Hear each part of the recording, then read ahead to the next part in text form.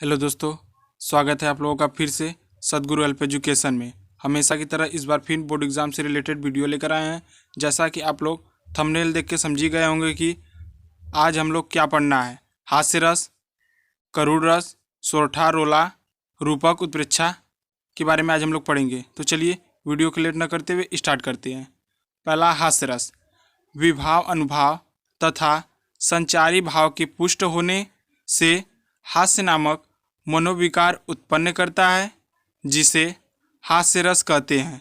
अर्थात किसी व्यक्ति की आकृति, वेशभूषा, चेष्टा आदि को देखकर हास्य नामक मनोविकार के पुष्ट होने पर हास्य रस की उत्पत्ति होती है। इसका उदाहरण देखते हैं। हंसी हंसी भांजे देखी दुल्हा दिगंबर को, पाहुनी जे आवे हिमाचल के उछाह में। चलिए इसका दूसरा उदाहरण देखते हैं। नाना वाहन नाना वेशा, विहसे शिव समाज निज देखा, कोऊ मुखहीन विफुल मुख काहू, बिन पद कर कोऊ बहु पद बाहू। चलिए अब अगला परिभाषा देखते हैं। करुण रस। किसी प्रिय वस्तु तथा व्यक्ति के नाश या अनिष्ट से हृदय में उत्पन्न क्षोभ को करुण रस कहते हैं। अर्थात शोक नामक स्थायी भाव, विभाव, अनुभाव तथा संचारी भाव के सहयोग से करुण रस की निष्पत्ति होती है। चलिए अब इसका उदाहरण देखते हैं। मणि खोए भुजंग सी जननी, फन सा पटक रही थी शीश, अंधी आज बनाकर मुझको, किया न्याय तुमने जगदीश। चलिए अब इसका दूसरा उदाहरण देखते हैं। मेरे हृदय के हर्ष हाँ अभिमन्यु, अब तू है कहाँ। चलिए अब अगला परिभाषा सोरठा के बारे में पढ़ना है। यह दोहे का उल्टा होता है। इसके प्रथम एवं तृतीय चरण में 11-11 मात्राएं तथा द्वितीय एवं चतुर्थ चरण में 13-13 मात्राएं होती हैं। उदाहरण देखिए।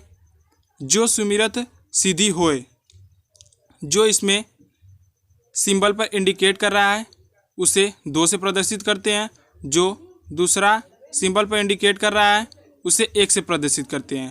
तो देखिए, जो में 2 हुआ, सुमिरत में 4, 4 2 6 हुए, सिद्धि में 2 8 हुए, होई में 3, 8 3 11 हो गए मात्राएं। अब देखिए 13 मात्राएं। गणनायक करिवर बदन, इसमें भी कितने हैं? गणनायक में 6 हैं, करिवर में 4 और बदन में कितना है? 3। सभी मिलाकर कितने मात्राएं हुए? 13 मात्राएं। चलिए अब अगला परिभाषा देखते हैं रोला का। यह सममात्रिक छंद है। इसमें 4 चरण होते हैं और प्रत्येक चरण में 24 मात्राएं होती हैं। 11 और 13 मात्राओं पर यति होता है। इसका उदाहरण होगा। कोऊ पापी पंचत्व प्राप्त सुनी जमगन धावत। इसमें देखिए कोऊ पे 3 है, पापही पे 4 है, पंचत्व पर भी 4 है, प्राप्त पर 3 है, सुनी पर 2 है, जमगन पर 4 है, धावत पर 4 है। तो सभी मिलाकर मात्राएं को काउंटिंग कर लीजिएगा। सभी मिलाकर 24 होंगी। इसके नीचे बनी बनी बावन, वीर बढ़त चौचंद मचावत, इसमें भी 24 मात्राएं हैं। चलिए अब परिभाषा देखते हैं रूपक का। जब उपमेय और उपमान में भेद होते हुए भी दोनों में अभिन्नता प्रकट की जाए और उपमेय को उपमा के रूप में दिखाया जाए तो रूपक अलंकार होता है। अब इसका उदाहरण देखते हैं। इसमें पहला उदाहरण है चरण कमल बंदो हरिराई। इसका दूसरा उदाहरण है उदित उदयगिरी मंच पर, रघुवर बाल पतंग, बिकसे संत सरोज सब, हर्षे लोचल भृंग। इसमें भी 2 उदाहरण बताएं। जो आप लोगों को सुविधा लगे वो आप लोग इस याद कर लीजिएगा। चलिए अगला परिभाषा देखते हैं उत्प्रेक्षा का। जहां उपमेय में उपमा की संभावना की जाए वहां उत्प्रेक्षा अलंकार होता है। जनु, जानो, मानो आदि इसके वाचक शब्द हैं। चलिए अब इसका उदाहरण देखते हैं। पहला सोहत ओढ़े पितुपटु श्याम सलोने गात, मनो नीलमणि शैल पर आतपु परयो प्रभात। चलिए अब इसका दूसरा उदाहरण देखते हैं। चली मनो आंगन कठी ताते राते पाए। इसमें करीब करीब सभी में हमने दो दो उदाहरण बताए हैं।